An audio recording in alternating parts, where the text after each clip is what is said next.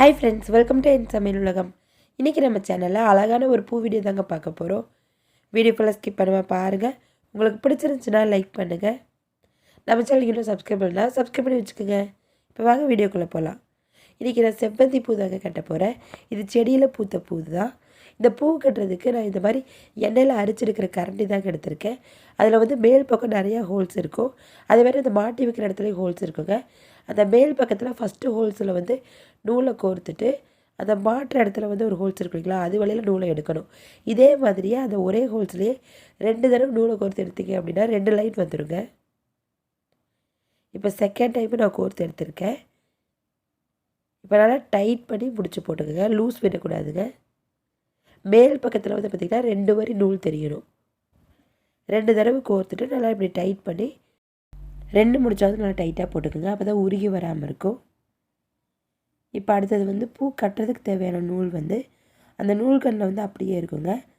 அந்த நூலை வந்து ஒரு 2 மடங்கு அளந்துட்டு கட் பண்ணிக்கிங்க. அந்த கரண்டியோட 2 மடங்கு அளவு அளந்துக்கணும்.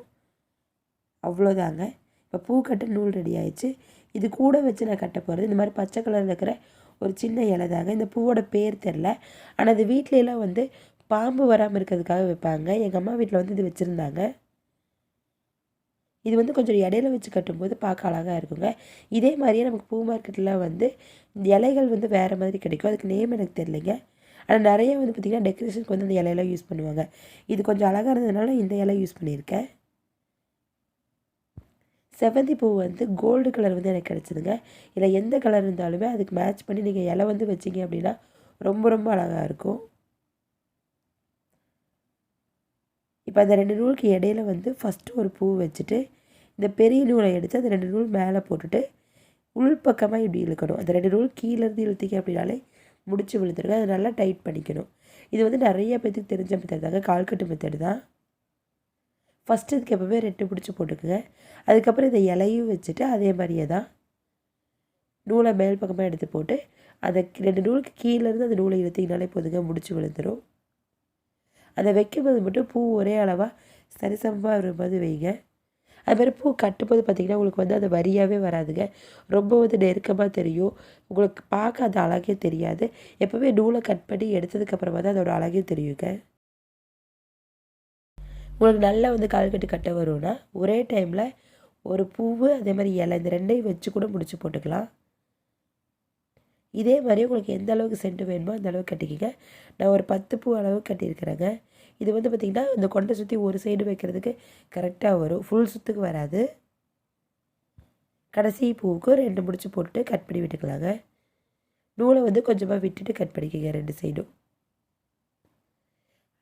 இப்போ பூவோட சென்டரில் இருக்கிற அந்த காம்பு எல்லாத்தையும் எக்ஸ்ட்ரா இருக்கும் இல்லைங்களா, அதெல்லாத்தையும் கட் பண்ணால் தான் உங்களுக்கு நல்லா விரிஞ்சு வரும்.